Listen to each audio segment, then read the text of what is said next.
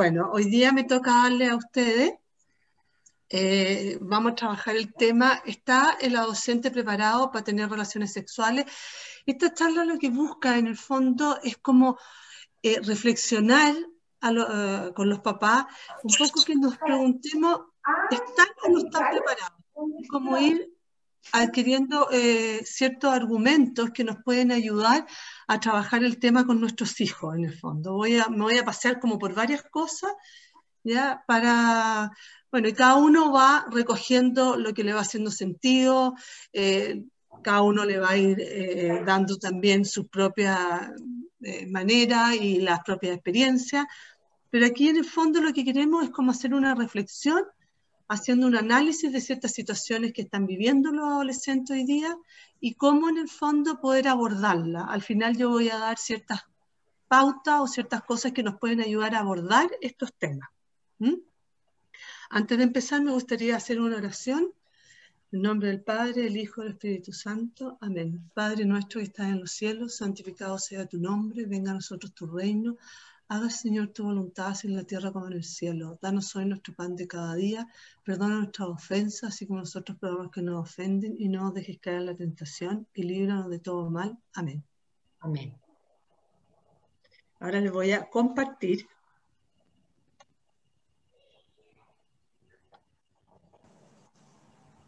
Ahí. Los que me quieren hacer preguntas, abren el micrófono y me hacen las preguntas que quieran. Yo no tengo ningún problema en que intervengan entre medio, además lo hace mucho más entretenido. Y si no, me pueden hacer por el chat y las contesto al final. ¿Ya? Se ve perfecto, Tere. ¿Se ve bien? Sí. Ya. ¿Está el adolescente preparado para tener relaciones sexuales? Algunos argumentos. Lo primero que tenemos que saber, ¿cómo es un poco la sexualidad en esta etapa de la adolescencia? ¿Ya? La sexualidad, como dice la lámina, en la adolescencia juega un papel en la construcción de la identidad. Es decir, la sexualidad es parte de lo que los niños, los alumnos, las niñitas, tienen que ir construyendo quiénes son. La palabra identidad responde a la pregunta ¿quién soy? Y parte del quién soy tiene que ver con la sexualidad, soy hombre, soy mujer, y cómo yo me voy a plasmar esta identidad que tiene cada uno su particularidad, su manera de ser, en la vida ya adulta. Como seres sexuados que somos, no solo debemos descubrir y construir quiénes somos, ¿ya? Esa es la parte fundamental, sino también le vamos dando un significado a las prácticas, relaciones y conductas sexuales. Y este punto es el más clave en todo lo que yo voy a desarrollar. Porque la verdad es que los significados que le voy dando a la sexualidad, acuérdense que la sexualidad humana tiene una característica que es paradojal, que yo le puedo dar distintos significados a la sexualidad. Pero hay significados que me llevan a la mejor versión humana y hay significados que me llevan a la peor versión humana. Entre esos dos extremos hay conductas que me acercan más a lo plenamente humano y hay conductas que me alejan más allá de lo plenamente humano. Es decir, un abuso sexual, por ejemplo infantil, es una conducta que me aleja de una sexualidad plenamente humana que está llamada a ser una expresión de amor. ¿Ya? Así se lo ejemplifico. Estos significados, voy a poner una situación que todos podemos quizá haber visto o haber vivido a esta altura de la vida con nuestro hijo adolescente, ¿ya? Y no necesariamente con mi hijo, sino con alguien conocido. El problema de los significados es que yo le puedo dar distintos significados a los gestos. Pensemos que en la época, por lo menos yo ya tengo bastante, quizás más años que muchos de ustedes, ¿ya? En mi época, cuando yo veía una amiga o veía una sobrina en un matrimonio de la mano o dándose un beso, yo decía, bueno, ellos están pololeando. Es decir, para nosotros un beso, por ejemplo, un beso en la boca, estar abrazado de una manera, significaba que había una relación más íntima, que ya no solamente eran amigos.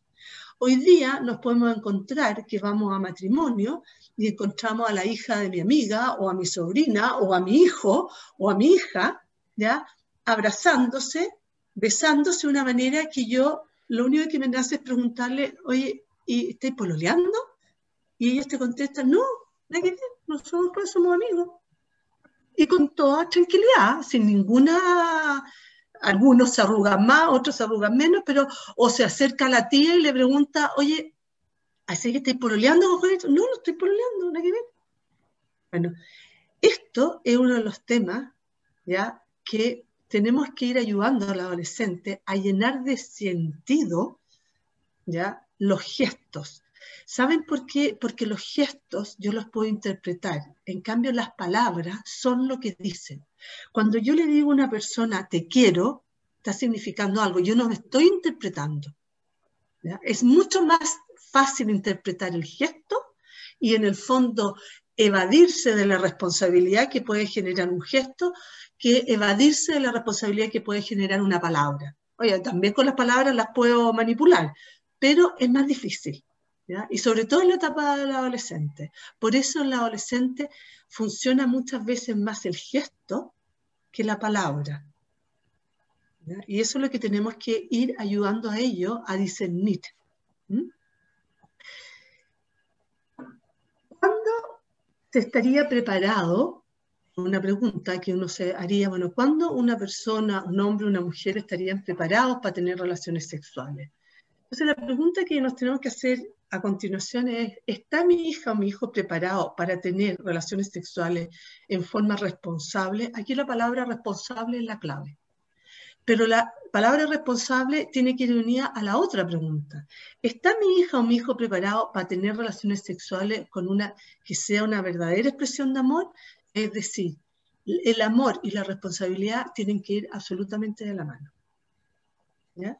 Porque muchas veces yo puedo experimentar sentimientos de enamoramiento, sentimientos de atracción, pero no me quiero hacer responsable de esos sentimientos, ¿ya? De las conductas que yo hago frente a esos sentimientos no me quiero hacer responsable. Entonces ahí me estoy limitando como persona, no estoy integrándome como persona. Y vamos a ver ahora, ¿qué es ser responsable? El que pone cuidado y atención en lo que hace y dice, que es consciente de sus obligaciones y actúa conforme a ellas. Es decir, es una persona que es capaz de hacerse cargo de las consecuencias de los actos, incluso de aquellas consecuencias que quizás ni previó. Yo, por ejemplo, puedo decidir, hay muchas veces el adolescente cree que es más libre mientras más opciones tiene. La libertad no se juega en la cantidad de opciones. La libertad se juega en cómo me voy a vivir, incluso aquello que no elegí. Las cosas fundamentales en la vida no las elijo. No elijo vivir, no elijo la mamá, ni el papá, ni los hermanos. No elijo mi físico, no elijo mi inteligencia, ¿ya? No elijo nacer, pero puedo elegir cómo me lo voy a vivir. Ustedes no eligen al hijo que les nació.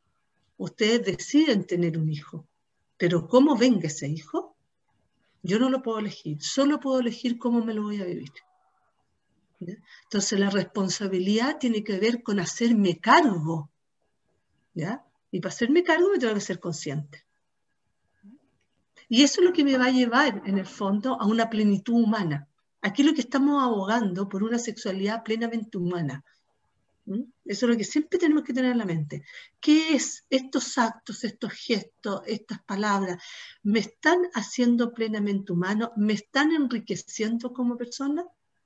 Esa es la pregunta que uno se tiene que ir ayudando al adolescente a hacerse. Fíjense que muchas veces, el adolescente sobre todo, y no tan adolescente, el adulto también, cargamos toda la responsabilidad a la genética, ¿ya? Entonces decimos, no, es que es genético. Y si decimos que es genético, nos liberamos de toda responsabilidad. Y eso no es verdad. Porque fíjate que en toda decisión, estos son estudios que se han hecho, en toda decisión humana, siempre están estos tres elementos. La parte genética que te predispone, que cumple como un 50% de la decisión. Las circunstancias vitales, que son las que proponen el 10%, y fíjense que el 40% es lo que decido. Es decir, es la dimensión racional del ser humano que es capaz de decidir cómo se lo va a vivir su sexualidad en las distintas etapas del desarrollo. Entonces, en una decisión, el 40% pasa por mi decisión, ¿ya? Ahora, podemos decir que la genética en algunos podría cumplir de repente si son muy impulsivos, depende de la educación que se tuvo también, también la etapa del desarrollo, podríamos agregarle un 55%.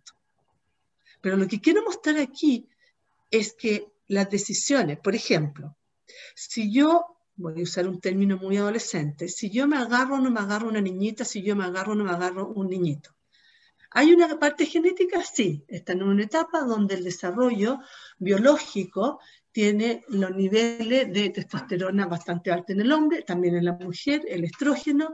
Hay una disposición genética, hay este impulso sexual que me llama a salir al encuentro de ese otro y hay respuestas biológicas, sensaciones físicas que tienen que ver con lo genético. ¿Ya? Pero hay circunstancias vitales que esto genético lo potencia. Por ejemplo, el trago. Por ejemplo, la pornografía. Por ejemplo, si una persona me está seduciendo constantemente.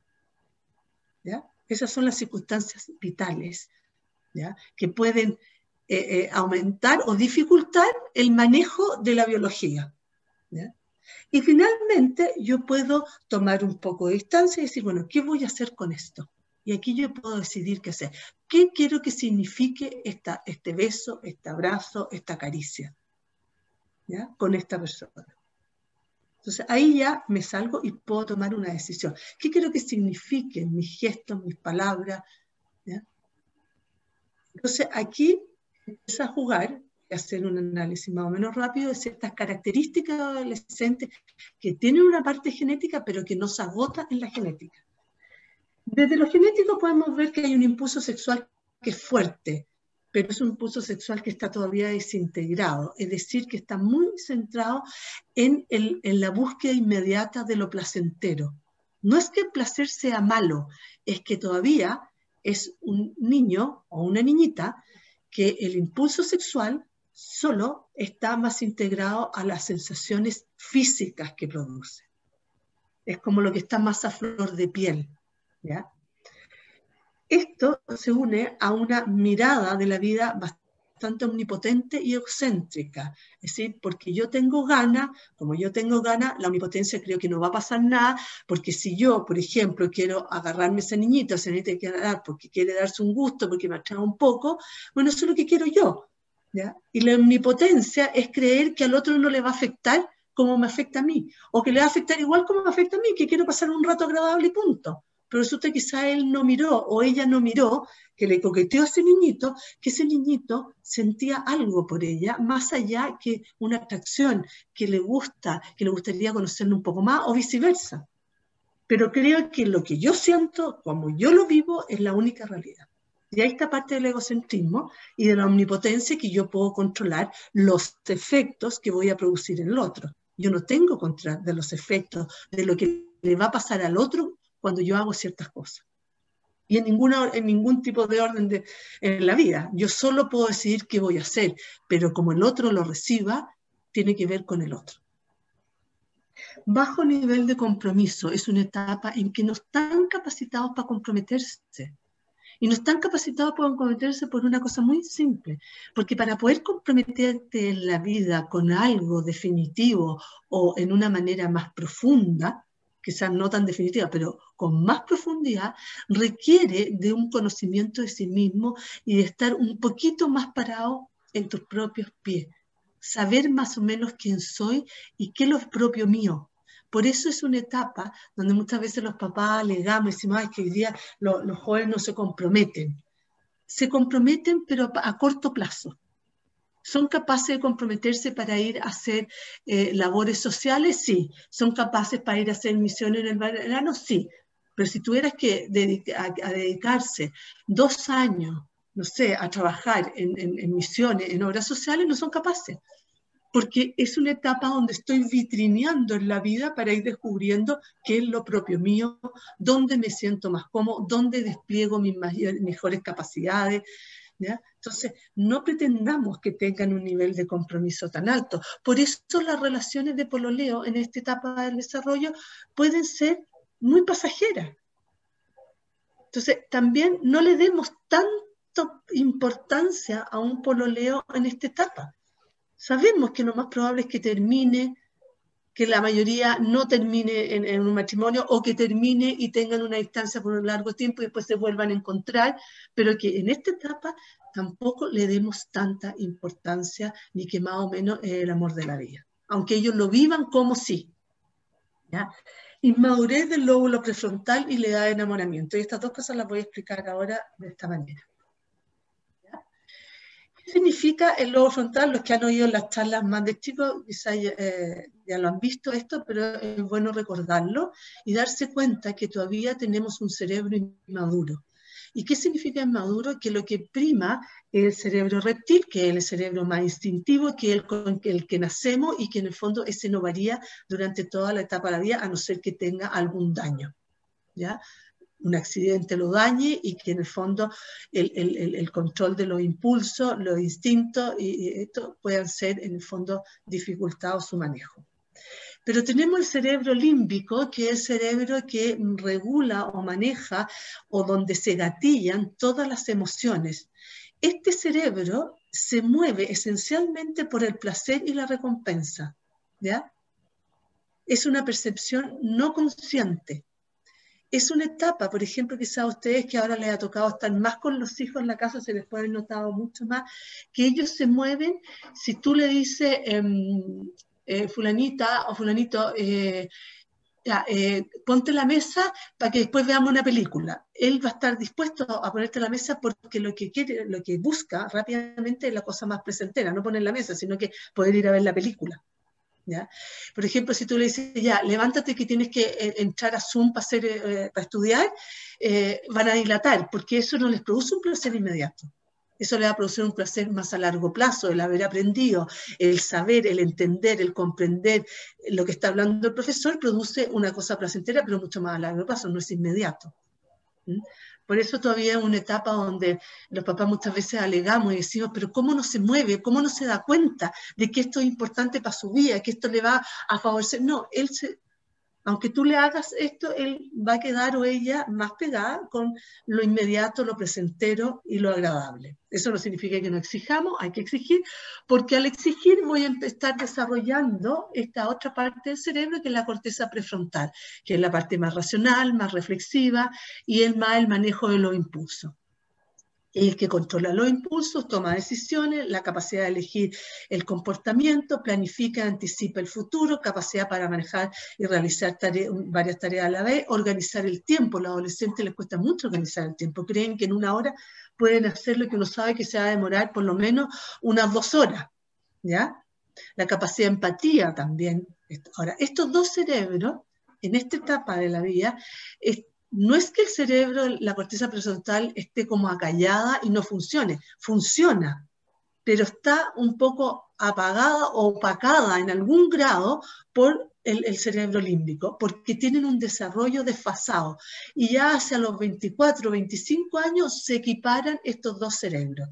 Y en la medida que yo desafío al niño, voy haciendo que la corteza prefrontal vaya desarrollándose, no sé si se adelante tanto, pero sí vaya pudiendo integrarla mejor y va tomando decisiones que no lo exponen tanto.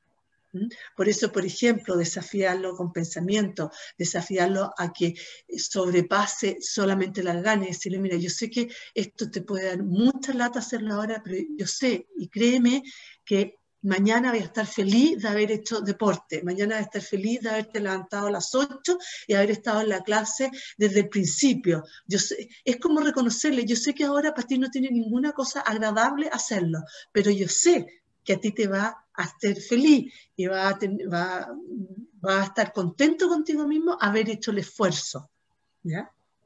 Muchas veces nosotros estamos atacando el hecho que no tengan ganas de hacerlo. ¿Sí? Es humano que no tengan ganas de hacerlo, reconóceselo, pero muéstrale que eso, aunque no tiene ganas, la verdad es que va a estar muy feliz después por haberlo hecho, por haber superado en el fondo las ganas. Esto en la sexualidad nos trae ciertas dificultades, manejar los impulsos sexuales, ¿ya? Entonces, ¿por qué? Porque en el fondo, como dije antes, estos dos cerebros están desfasados y alrededor de los 25 años ya se equipara, es decir, la capacidad empática ya es mayor. Ahora, todo esto también va a tener que ver con la educación y con las características personales del hijo, ¿ya? Y ya hacia los 25 años ya puedo ser más reflexivo, puedo, por ejemplo, evaluar los pros y los contras con mayor facilidad, pero si yo he estado siendo guiado por padres, profesores y seres significativos que me hacen evaluar constantemente, a ver, ¿qué te serviría si haces esto? ¿Qué ganarías con esto? ¿Qué perderías con esto? Ya que es lo que uno lo hace reflexionar. Entonces, para llegar a tener una sexualidad responsable, tenemos que darnos cuenta, primero, la sexualidad compromete la dimensión física, ¿ya? Que tiene que ver con toda la parte más genética, hormonal, y que tiene que ver, en el fondo, con toda la parte como más, dijéramos, instintiva de la sexualidad, ¿ya? La sexualidad también tiene que ver con la dimensión social, ¿ya? Por lo tanto, yo me tengo que hacer cargo de los efectos o de lo que puede afectar al otro, a mi entorno más cercano, cómo me estoy viviendo la sexualidad, ¿ya? Y no solamente que el día que yo tenga una persona, sino que los comportamientos sexuales que yo voy teniendo en las distintas etapas de la vida van a ir construyendo una manera de vivir la sexualidad. Por eso, por ejemplo, voy a hacer mucho hincapié en el tema de la pornografía, porque la pornografía está siendo uno de los medios por los cuales muchos adolescentes se están educando en la sexualidad.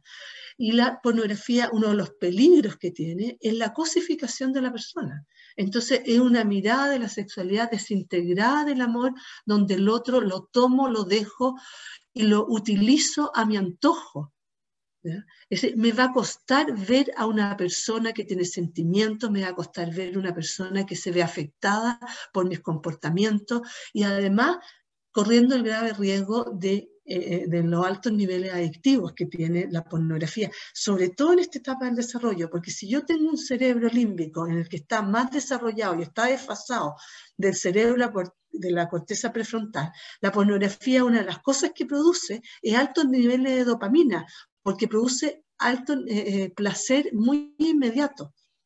Y en la medida que lo voy mirando y viendo, voy requiriendo cada vez más ver, más tiempo y más dura para generar más placer en una etapa donde el cerebro en esto todavía está inmaduro. La sexualidad tiene que ver con lo afectivo, tiene que ver con los sentimientos, ¿ya? Con las emociones, ¿ya? Que se despierta al tener una relación con un otro, con los afectos que yo voy desarrollando. La sexualidad no está separada de los afectos. Por eso puede dolernos tanto, ¿ya? Una conducta sexual agresiva o una conducta sexual en donde no se respetó en el fondo mi límite, y por eso una persona se puede sentir muy fácilmente abusada o se puede sentir abusada cuando no se le respetan los límites que está poniendo.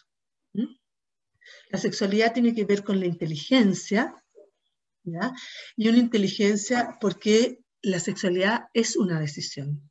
¿Ya? Yo tomo decisiones con respecto a cómo me voy a vivir la sexualidad, ¿ya? Tiene que ver en el fondo con la capacidad de mirar a un otro con la misma dignidad que tengo yo, tiene que ver con la capacidad de tomar decisiones en función de un bien mayor, ¿ya? Y tiene que ver con la capacidad de ejercer la responsabilidad, la libertad y la voluntad de poder postergar mis deseos más allá de las ganas que yo tengo, sino que por un bien mayor o por un fin o un valor superior, que tiene que ver en el fondo con la dimensión espiritual. La sexualidad tiene mucho que ver con la dimensión espiritual. ¿Por qué? Porque la dimensión espiritual tiene que ver con la necesidad intrínseca de amar y ser amado.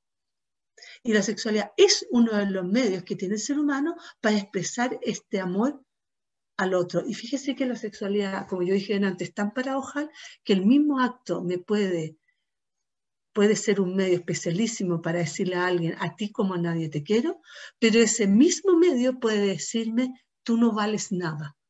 Y puedo denigrar y humillar a una persona con el mismo acto. ¿ya? Por eso es tan importante el significado de los gestos, por eso es tan importante la educación en el significado de la sexualidad, no tanto en la técnica como en el sentido y los significados que le vamos a ir dando a nuestra sexualidad.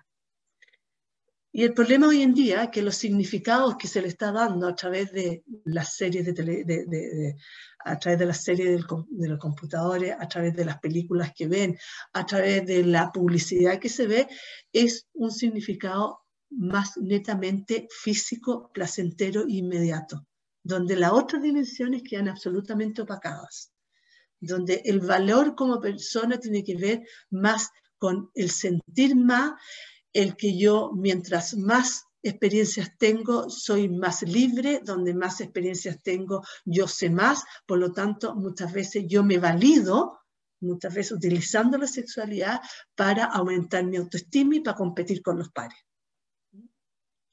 Una sexualidad responsable asume que el placer es parte y no lo ve como negativo, pero también no reduce la sexualidad al placer, porque el placer es una sensación grata, objetiva, relacionada con la descarga física que activa la tendencia a querer repetir ese agrado. Es decir, el placer puro es una respuesta más bien biológica e instintiva. ¿Ya? Pero como nosotros somos más que un instinto, sino que tenemos un impulso sexual, lo podemos llenar de significado y sentido este placer. Cuando el sentido, el significado de la sexualidad es la búsqueda del placer solamente como fin único, este se malogra. ¿Saben por qué? Porque va a dar lo mismo con quien lo viva. Puede ser con un hombre, puede ser con una mujer, puede ser con un animal. Esto que voy a nombrar ahora, por ejemplo, el que sea con un animal, que sea con un niño, con un objeto, son perversiones. Pero si el único objetivo, el único sentido, significado de la sexualidad es la obtención del placer nada más, corro el grave riesgo de deshumanizarlo, porque va a dar lo mismo con quien lo viva. Ya el otro no es el importante. Lo importante es cuánto placer puedo obtener a través del otro. Y va a dar lo mismo quién es el otro. ¿Mm? Por eso es tan peligroso cuando es una educación sexual donde está solo centrado en el placer. Y les voy a contar una experiencia que me pasó hace unos días, que un grupo de niñitas de un colegio X, ¿ya? 16 años, se estaban agrupando en un grupo como de 7 niñitas que habían decidido tomar hora con un ginecólogo. Y una de esas niñitas se le ocurrió de comentarle a la mamá, así como comentario, no mamá, que queremos ir al ginecólogo, fulanita, sutanita, menganita, le nombró toda la amiga, y la mamá le dijo, pero ¿por qué quieres ir al ginecólogo? ¿Ya? Y con tu amiga, ¿a qué? No mamá, es que nosotros queremos ir para que nos dé y nos diga cómo protegernos para evitar embarazo y infecciones de transmisión sexual, porque mamá, las cosas no son como en tu época ya. Hoy día la sexualidad uno la vive para producirse un agrado, entonces queremos protegernos porque si uno va a una discoteca o va a una fiesta y le gustó un chiquillo, el chiquillo le gustó y tuviste y te enganchaste con él y todo y quisiste tener relación y pasar un rato agradable, porque para nosotros la sexualidad es pasar un rato agradable y punto. Aquí es donde tú ves cómo la cultura ha ido desintegrando y ha ido solo reduciéndola al nivel netamente placentero. Con esto no estoy diciendo, por favor, que el placer no sea malo y una vivencia de la sexualidad, el placer tiene que ser parte. La erótica, fenómeno vinculado al pensamiento, imaginación, fantasía, a emociones y afectos más elaborados, requiere de trabajo emocional sobre la base de la libido. Es decir, la erótica integra las otras dimensiones. Es mucho más que el placer, la erótica.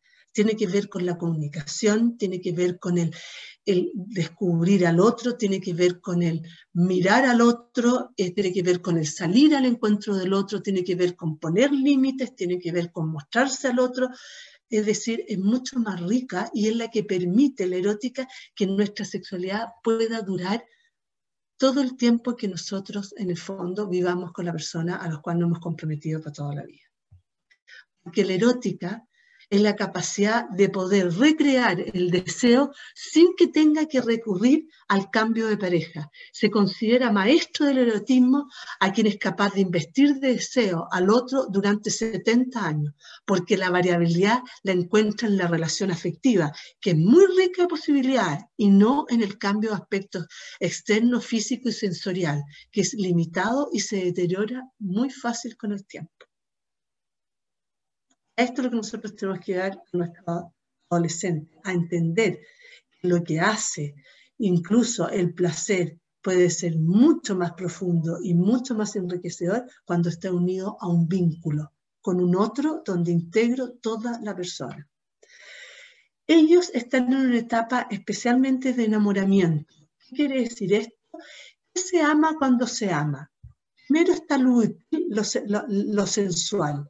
Segundo está lo placentero y lo afectivo. Es decir, lo primero que a mí me atrae de una persona es que si yo la veo y siento que vale la pena, que me es útil. Por ejemplo, en esta etapa puede serte útil un niñito o una chiquilla, un adolescente que me aumenta la autoestima porque es el más bacán o porque es la más exitosa. ¿Ya? Entonces, hay algo de utilitario en el amor humano, aunque suene súper poco presentable. Nadie se puede amar a una persona que en el fondo no te sirva para algo, no te sirva no en cuanto a objetos, sino que en cuanto a que es una persona a la cual tú puedes relacionarte como de igual a igual. ¿Ya? Ahora, por ejemplo, que tenga como un estilo más o menos parecido. ¿Ya? A medida que uno va madurando, esta utilidad va siendo cada vez más a un nivel más profundo. En la etapa de la adolescencia tiene mucho más que ver la utilidad con la imagen, tiene que ver la utilidad con elevarte la autoestima, ¿ya? Y lo placentero tiene que ver con que lo afectivo, es decir, me es agradable. ¿Por qué Juan quiere a la Pepita? Porque es bonita. ¿Ya? ¿Y por qué la Pepita quiere a Juan? Porque la hace reír, porque es divertido, porque es simpático. ¿Ya? Es como el niño chico cuando uno le pregunta ¿por qué quiere a la abuelita Pepa y no a la abuelita María? No, porque la abuelita Pepa me da cosas ricas, siempre me tiene caramelos en la casa. ¿Ya? Es lo placentero, eso es parte, pero todavía no está el amor total. Esto es propio del estado de enamoramiento y por eso uno se puede enamorar de muchas personas, porque muchas personas pueden ser no útiles y muchas personas no pueden ser placenteras. Pero nos falta el elemento que es lo bueno, que ya va más allá de lo útil, más allá de lo placentero, sino que yo veo que esa persona vale la pena, que tiene algo que lo hace distinto a los demás y que yo valoro que lo tenga. Por ejemplo, la bondad que tiene, la inteligencia que tiene, la simpatía que tiene, la amabilidad. Bueno, y así podemos nombrar un montón de cosas que nos llevan a decir, esta persona es buena y vale la pena que yo me la juegue por ella. Es aquí, y por eso está la voluntad, porque soy capaz de, a pesar de que se pueda perder quizá la belleza o quizá lo divertido, sigue siendo él. Esa cosa que es propia de la persona y que es bueno. Y que muchas veces uno lo puede ver incluso, voy a contar una experiencia, yo tengo una suegra que ya está muy perdida, pero no ha perdido su personalidad. A pesar de que habla cosas como incoherentes, tú ves que su personalidad está intacta, ¿ya? Y que tiene cosas que son tan propias de ella, ¿ya? Y que es bueno que lo tenga. Eso es como la esencia de la persona. Y ya cuando integro esto a lo útil, a lo placentero, bueno, es lo que se va construyendo el amor. El enamoramiento es un suceso, el amor es un proceso. El enamoramiento idealiza y quiere ver lo que quiere ver de la otra persona. En cambio, el amor es realista, es capaz de ver lo positivo y lo no tan positivo, las fortalezas y las debilidades.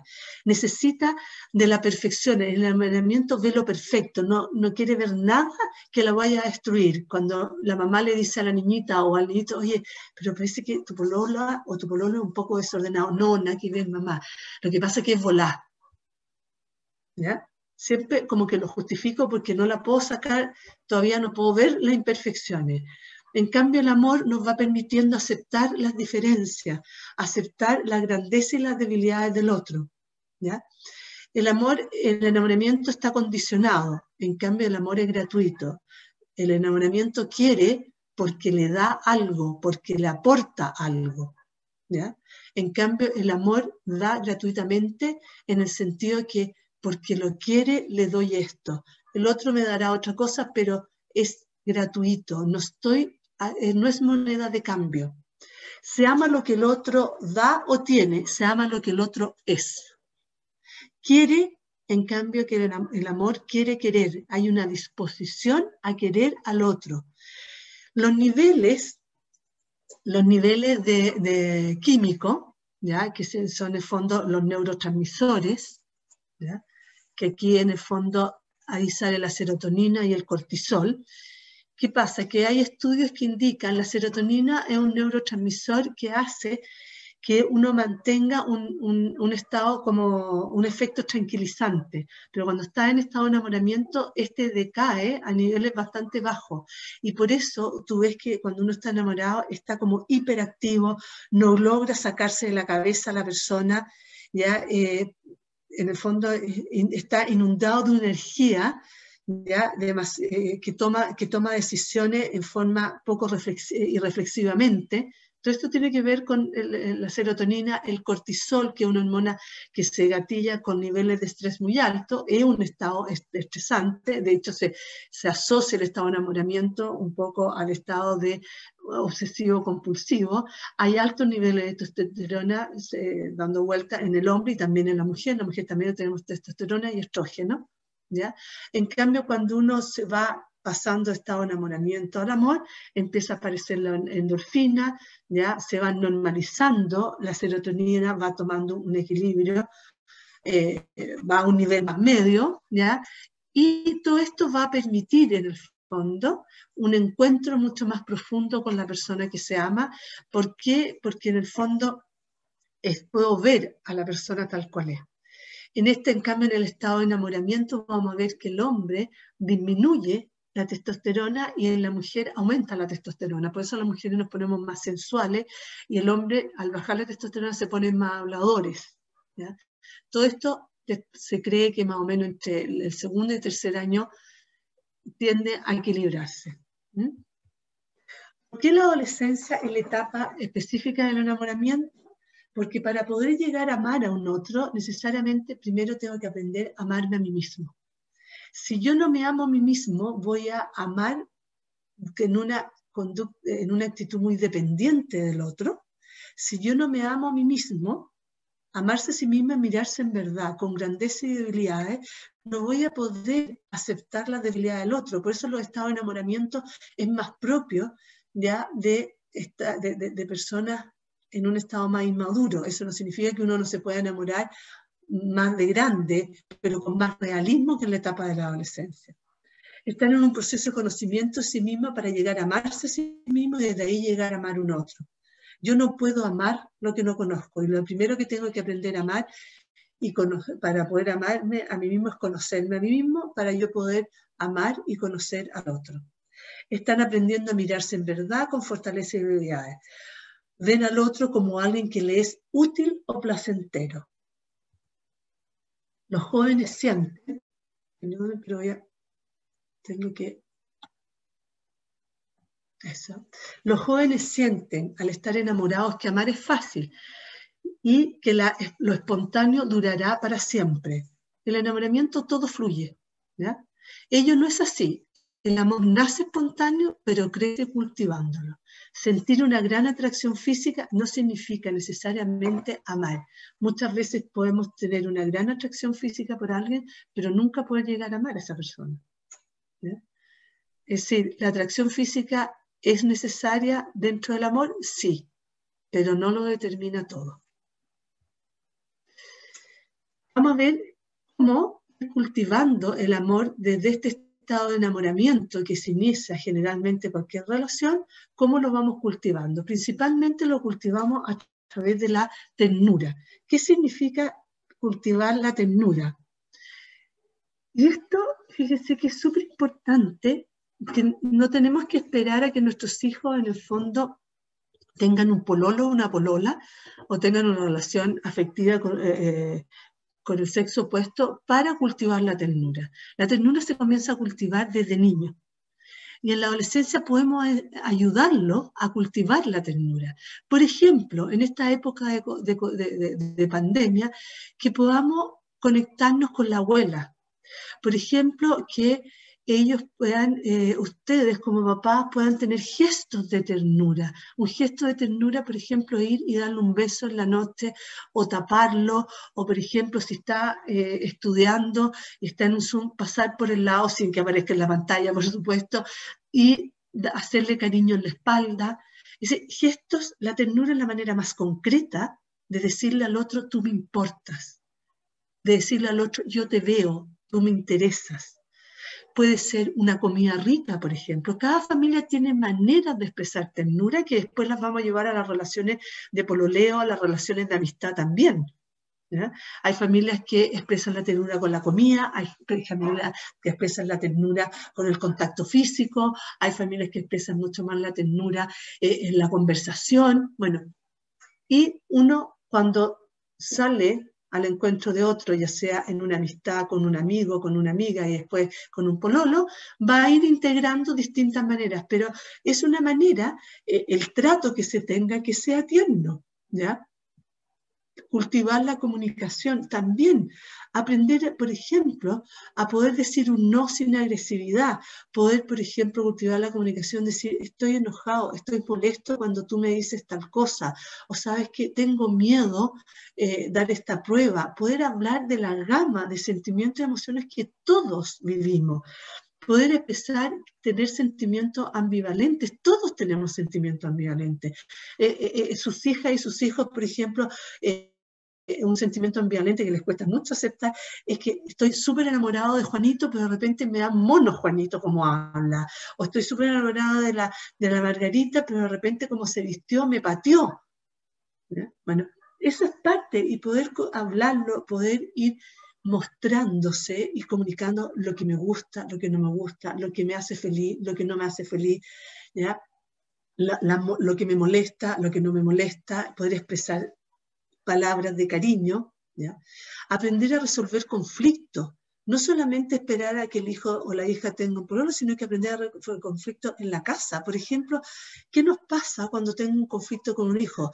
¿Tiendo a conversarlo? ¿Tiendo a evitarlo? ¿O empiezo a decirme frases, hay cosas peores en la vida, ¿qué importa? Estoy enojado con mi hijo porque fue insolente, me trató mal, ay, no importa, hoy mi amiga lo está pasando súper mal, hay cosas peores, entonces, ¿para qué voy a hacer una? A ver, si hay un conflicto, se enfrenta, porque con eso lo estoy ayudando para que el día de mañana pueda construir una relación de matrimonio, de pololeo, donde realmente se vaya construyendo una intimidad. Muchas veces resolvemos los conflictos con estas frases, por ejemplo, hay cosas peores en la vida, que se dé el momento, o que saco con decirle si no va a cambiar, o que saco con decirlo si en el fondo no me va a entender, ¿ya? Muchas veces usamos lo que se llama la ley del hielo, ¿ya? Y no les hablamos, los castigamos con el silencio, o ellos nos castigan a nosotros con el silencio. Yo como mamá, como papá, tengo que poner límite a eso porque lo estoy ayudando a que el día de mañana no lo utilice como la manera de resolver, y no se resuelven, pero se cree que se resuelven los conflictos. O con la amiga, con los amigos o con el pololo. Ver con el tiempo si son capaces, aprendiendo a entretenerse juntos. Por ejemplo, en esta época en que hemos tenido que estar encerrados, el poder desarrollar ese espacio de soledad es muy importante, porque el día de mañana, si yo aprendo a estar sola conmigo mismo, voy a ser capaz de estar solo con el pololo, voy a ser capaz de hacer cosas juntos y no siempre estar llenos de activismo que muchas veces hace que no nos conozcamos y que vivamos, o que nuestro punto de encuentro sea siempre el hacer y tener que hacer algo. Y eso nos va impidiendo conocernos.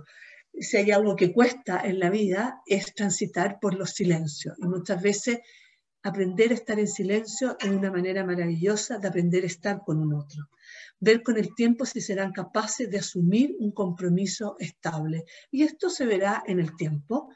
No estoy pensando ahora, sino que a medida. Ahora, cada encuentro de pololeo que tengo una hija a esta edad o un hijo a esta edad o más grande, siempre son experiencias de aprendizaje. Pero con esto se va construyendo la intimidad Y en la medida que yo muchas de estas cosas las trabaje dentro de mi familia, lo estoy preparando mejor para que valore lo que es realmente construir una intimidad. Una manera también simple de decir, en el fondo, cuando realmente la sexualidad es una expresión de amor, cuando yo he hecho un recorrido en el conocimiento de mí mismo y del otro, en la capacidad de comunicarme, como lo expliqué antes, la capacidad de, al comunicarme, de ir comprendiendo al otro más que de ir juzgando al otro. Esto va generando una confianza que puedo ser yo misma, el otro puede ser el mismo y podemos diferir y llegar a un compromiso que tiene que estar mínimo en 3 instancias. Yo con el tú y con el medio social más cercano. Y los que somos creyentes, un compromiso con Dios, que lo único que nos da es la gracia para poder permanecer y poder ayudarnos a llevar a cabo este compromiso total. El haber adquirido un cierto grado de autonomía frente a los padres, pero sobre todo una autonomía emocional, donde yo puedo pensar distinto a mis padres, y eso significa que no está en juego el cariño, donde yo puedo comunicar mis sentimientos y no soy agredido ni soy enjuiciado. Aquí, cuando el acto sexual corre menos riesgo de ser una vivencia de una sexualidad desintegrada. Este proceso, tengo que cambiar para acá esto.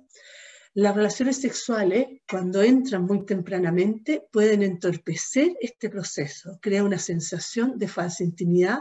Las relaciones sexuales pueden ser para evadir conflictos versus enfrentar los conflictos, y puede vaciar de sentido el acto sexual con el tiempo. No hay que engañar a los jóvenes llevándolos a confundir los planos.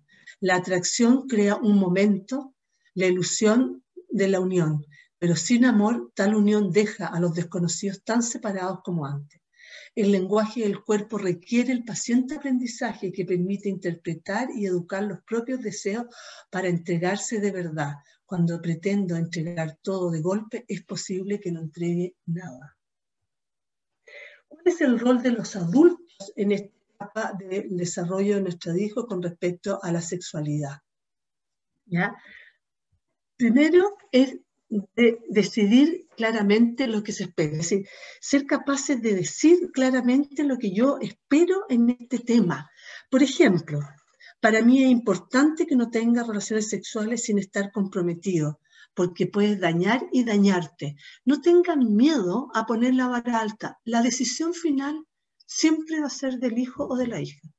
Y puede que no elijan lo que uno le hubiera gustado o lo que uno formó o trató. Pero lo que no podemos quedarnos es callados si creemos realmente que la vida sexual es más plena, los deja mejor preparados para una vida matrimonial si se construye una intimidad y se vive bajo un compromiso total, que es el matrimonio, en el fondo, ¿ya?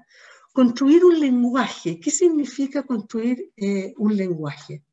Es súper importante que tratemos de comprender muchas palabras que ellos usan y que nosotros le tenemos dado distintos significados, ¿ya?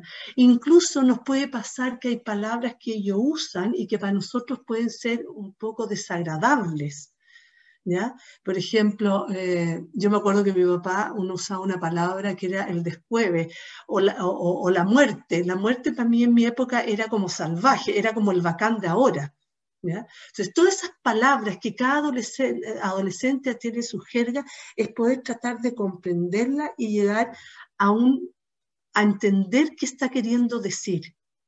Por ejemplo, poder decir qué significa para ti tener relaciones sexuales, porque fíjense que hoy en día muchos adolescentes consideran que no tienen relaciones sexuales, pero tienen sexo oral, tienen masturbación mutua, pero como no hubo penetración, ellos son vírgenes.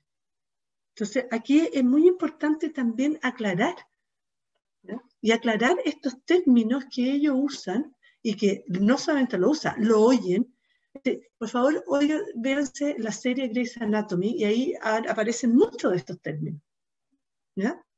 Es decir, entender de que en el fondo los significados que ellos tienen de lo que es una relación sexual no está solo influenciado por nosotros, está influenciado por los padres, por todas las redes sociales, por las películas, por las series, que están viendo constantemente. Entonces, por ejemplo, cuando ellos nos dicen, eso era en tu época, muchas veces cuando nos dicen esta frase, nosotros como que quedamos medio paralizados o empezamos como a defendernos.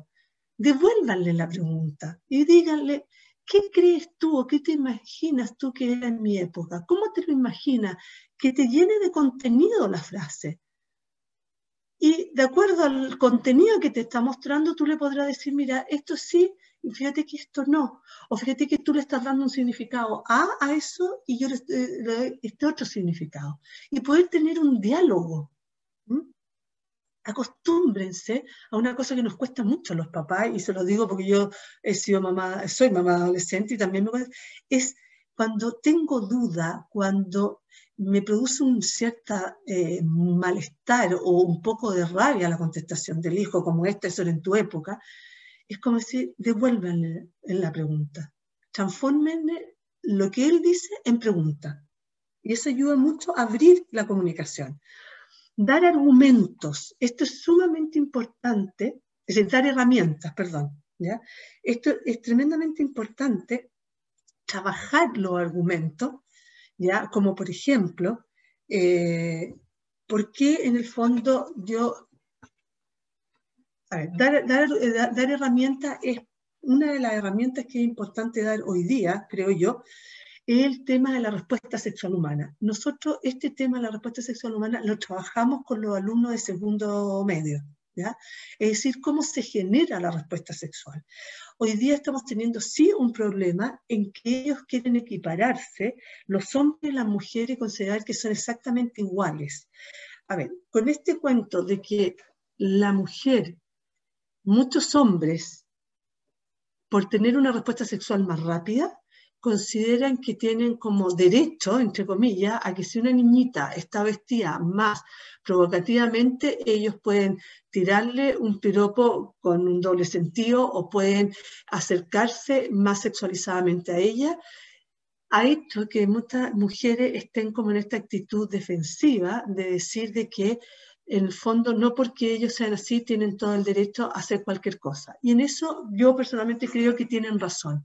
Pero donde están equivocadas es que por igualarse no están reconociendo y aceptando que tenemos una respuesta sexual distinta. Que las mujeres, las palabras, ¿ya? Por algo nos gustan tanto las canciones románticas. ¿Ya? En cambio, el hombre, la vista es el sentido que más se despierta con la sexualidad. Si no, pregúntense por qué toda la publicidad es mucho más con mujeres que con hombres. ¿Ya? Aunque hoy en día están bastante equiparados hombres y mujeres, pero las posturas, la ropa de la mujer tiene que ver mucho más con lo visual. En cambio, la mujer tiene mucho que ver con un acercamiento, con un hablarle al oído, con un acariciarle el pelo, con un acercamiento más bien físico que con una cosa tan visual. Bueno, y así el ir trabajando la respuesta. Por ejemplo, voy a poner un ejemplo súper concreto que algunos pueden incomodarle, pero creo que es importante. Hay niñitas que llegan y se sientan como en las piernas de los hombres, ¿ya? Y si tú le dices, oye, pero no te sientes encima de tu pololo o de tu amiga, ay, pero ¿qué importa? Sea lo mismo. Entonces, no, es que sabes que a los hombres les pasan cosas cuando ay, nada que ver. No, no puede ser. Pero pregúntale a un hombre qué le pasa cuando una mujer se sienta encima de sus piernas. ¿Ya? En cambio, si es al revés, si el hombre se sienta encima de las piernas de la mujer, no le va a pasar nada.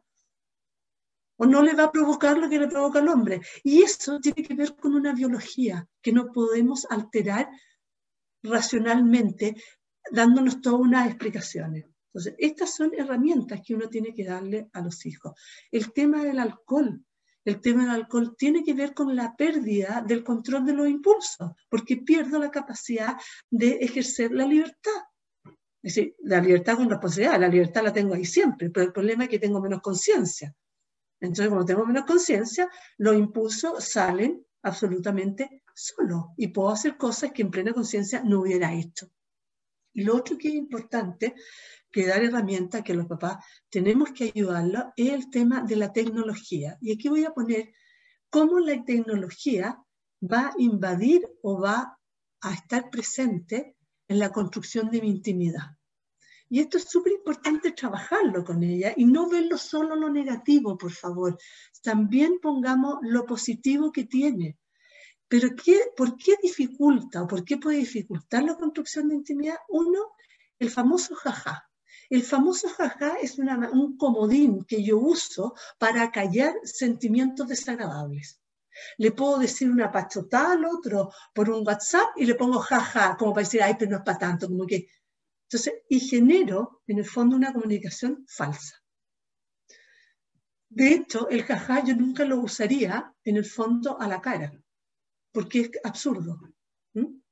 Ansiedad de respuesta. Por ejemplo, la tecnología, estoy hablando en relación un poco más íntima, con amigas, con el papá y con la mamá, y el día de mañana con el pololo o la polola, ¿ya? Te produce mucha ansiedad si te dejan esperando o te dejan en visto y se pasan unas películas horrorosas que ya no me quiere, que está pensando en no sé qué, o que en el fondo ya no le importo.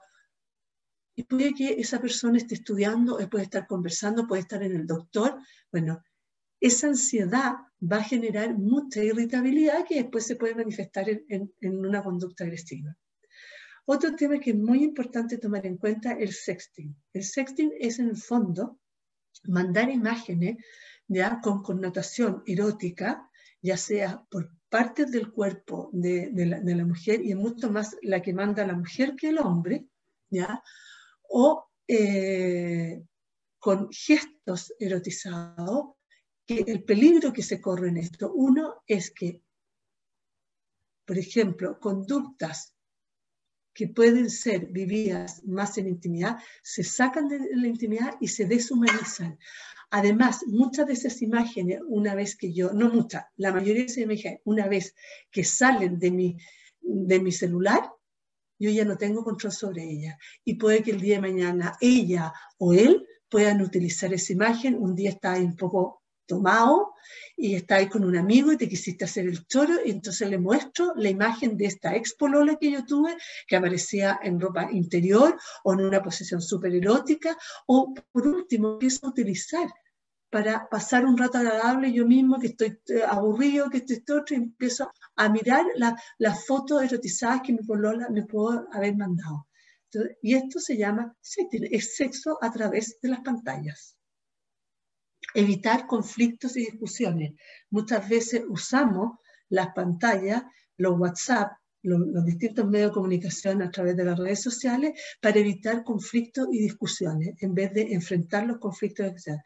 Espacios íntimos se interrumpen. Se ha visto muchas veces, y he visto quejas de muchas pololas o pololos, que muchas veces estando con la polola o con el pololo en una situación más íntima, dándose un beso, aparece una llamada y se diluye ese momento íntimo o no se da en el espacio para quedarse solo, y por último acompañándose mutuamente, ¿ya?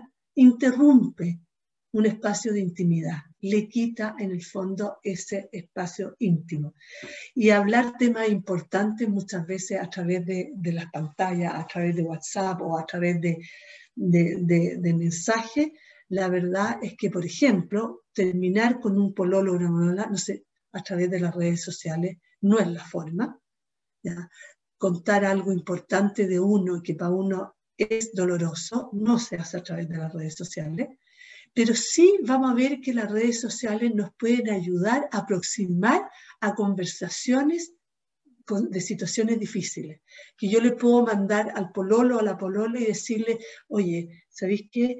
Hoy día me encantaría que llegarais temprano porque necesito conversar algo contigo. Ya eso me facilita el poder tocar temas que pueden ser difíciles hablar o que me cuestan. Las pantallas pueden ser un excelente medio para expresar ternura. Por ejemplo, mandando un mensaje en la mañana, decirle, hola, ¿cómo despertaste? Te quiero mucho. O, por ejemplo, poder ser tierna con un amigo o con un amigo, que te vaya bien en la prueba. Oye, ¿cómo amaneció tu mamá? Que sé que está enferma. Es un medio que podemos expresar mucha ternura. Nos puede acercar con personas que están lejos o que están más lejos. Y esto, por ejemplo, Lo hemos visto clarísimamente con la pandemia, cómo nos ha acercado a los familiares, a las amigas, incluso a hijos que pueden estar lejos de la casa, ¿ya? También nos ayudan a desarrollar el humor, y muchas veces un humor súper sano a través de los memes, a través de ciertos videos que uno manda, ¿ya? Que pueden ser muy divertidos. Y desarrollar gustos con películas, con series, te vas dando datos y de esa manera me voy comunicando, porque yo veo una película y digo, a esta persona yo sé que le va a gustar, entonces voy y le mando. Y es una manera de recordarla, es una manera de tenerlo presente, una manera de decirle, tú me importa. Puede ser un pololo, puede ser una amiga, puede ser una prima, puede ser una hermana. Ay, me equivoqué, con esto ya estoy terminando. Y por último, ya dar argumentos, que es tremendamente importante, como por ejemplo, estar enamorado nos hace creer que es la persona y que será para toda la vida. Eso es un buen argumento. O sea, yo creo que tú estás súper enamorado, pero la verdad es que todavía no te asegura nada, ¿ya? A veces usamos la sexualidad para afirmarnos, para pertenecer a un grupo, para darnos importancia, para tener poder sobre los otros, ¿ya? Muchas veces los hombres y las mujeres los utilizan en el fondo para tener éxito y para elevarse la autoestima. Si el parámetro es las ganas, el deseo, no se construye nada, es más impulsivo, menos consistencia. Ningún proyecto se mantiene por las ganas, se mantiene por una decisión, por un compromiso, por asumir los costos y los beneficios. Es decir, el deseo y las ganas no puede ser la única razón para tener relaciones sexuales. Tiene que ser algo mucho más profundo que pueda permanecer en el tiempo, ¿ya? Por ejemplo, otra típica frase que te dice, bueno, es que la mayoría lo hace, y muchas veces lo usamos los papás. ¿Eh? Bueno, ¿sabéis qué sacamos con hablarle esto a los jóvenes hoy en día si la mayoría tiene relaciones? ¿Ya? Es decir, como que en el fondo partimos como derrotados y partimos como que bajamos los estándares porque no sacamos nada, ¿ya? A ver, ese argumento, por ejemplo, esto es una manera que tú puedes cuestionar al adolescente, ¿es argumento suficiente para tener o no tener relaciones, el que la mayoría lo haga o no lo haga?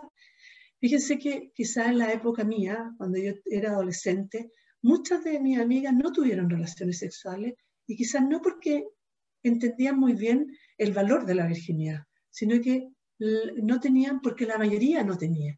Y hoy en día estamos al revés. Muchas quizás no quisieran tener relaciones todavía, pero terminan teniendo porque la mayoría lo tiene, porque si no soy raro o soy rara. Entonces, como cuestionar, ¿es suficiente o vale la pena tomar una decisión tan importante en la vida, que significa tanto para el ser humano y para la dignidad del ser humano, el que la mayoría lo haga o el que la mayoría no lo haga? Entonces, esa es una manera de cuestionarlo. Y por último, cuestionar. ¿Ya? Bueno, el cuestionar tiene que ver con lo que acabo de explicar, ¿eh? Que la mayoría lo haga. Entonces, cuestionar esa frase, ¿cómo te sentiste si no tuviera, por ejemplo, cómo te sentirías si no tuvieras relaciones? Cuando te hacen esta pregunta, dicen, bueno, es que la mayoría tiene relaciones. Bueno, ¿qué te pasaría a ti si tú no tuvieras relaciones? ¿Cómo te sentirías? Yo puedo entrar por ahí. ¿Cómo te sentirías si fuera la única o el único de tu grupo que decidiste no tener relaciones? ¿Cómo te sentirías si tuvieras relaciones? Esa manera es que cuestionemos, ¿ya? ¿Mm? Por ejemplo, también otra frase que te pueden decir, porque muchas veces los papás sacamos siempre el argumento de las posibles consecuencias como el embarazo o una infección de transmisión sexual. Entonces ellos te dicen, yo tengo claro que si tengo relaciones me voy a cuidar, me voy a proteger, voy a evitar el embarazo y la infección de transmisión sexual. Entonces tú le preguntas, ¿tú crees que son las únicas consecuencias? ¿No crees que puede haber otra consecuencia, que la otra persona se pueda sentir utilizada en el tiempo, que la otra persona se entregó de verdad porque te quería y porque confió en que tú realmente le estabas expresando un amor muy significativo, y resulta que tú al corto andar te das cuenta que no es la persona? Entonces, es como ampliarle la mirada de la estrella y decir que los únicos efectos de las relaciones sexuales no son el embarazo ni la enfermedad de transmisión sexual, que no dejan de ser importantes y que, obvio, ¿ya?, que son cosas que uno se tiene que cuestionar. Pero hay heridas o hay huellas que no se borran nunca y que nos puede costar mucho tiempo poder sanarlas. Y finalmente, saber que tenemos que soltar el resultado. Cuando yo estoy educando solo pensando en el resultado y que tienen que hacer lo que yo digo y lo que yo pienso, en el fondo me voy a llenar de angustia y me voy a llenar de rabia y voy a estar en una actitud muy presionadora frente a los hijos.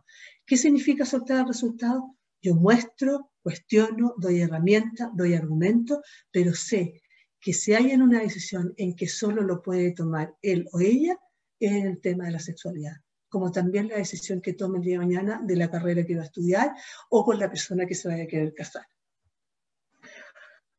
¿Por qué las nuevas generaciones se comportan de manera tan impulsiva y sin medir consecuencias en el ámbito sexual? La actual generación de adolescentes tiene acceso a múltiples fuentes de información sobre sexualidad, como sus grupos de pares, los medios de comunicación de masa e Internet, que muestran una sexualidad desligada del afecto y sin consecuencias, y yo diría desligada del afecto y desligada de lo espiritual. Además, influye en estas conductas la dificultad de los adultos, los padres, para hablar del tema con sinceridad y seriedad con sus hijos, expresándoles sus opiniones, temores y expectativas en relación a su desarrollo sexual, sostiene la especialista Jimena Fuentes, psiquiatra de la Universidad Católica.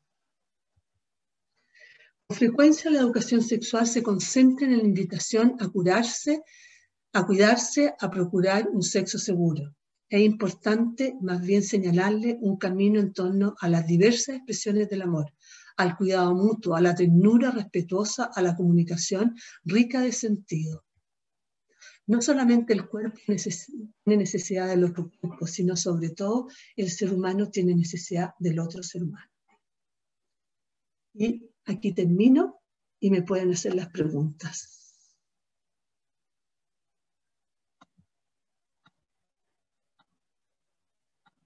Ay, tengo que...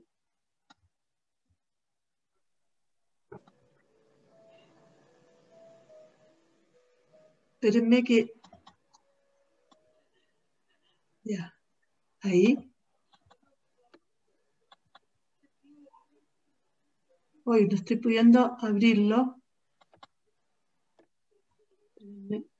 Es que tengo que dejar de compartir.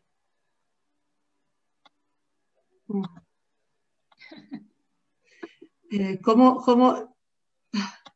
la mostré? Espérate, tener video, quitar video.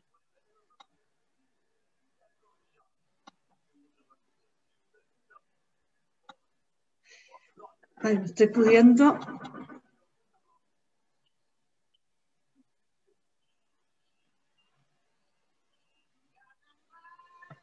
¿Quién sabe cómo puedo agrandarme yo para poder sacar la... Tienes que dejar de compartir. Claro, pero es que no puedo dejar de compartir porque estoy pudiendo... Tienes que bajar el PowerPoint y dejar de compartir y volver a abrir el PowerPoint después. No, lo que pasa es que yo tengo que abrirme para poder... Y arriba... Aquí, no, ya, aquí ya. Aquí ya. Espérenme. Espérate. Ahí.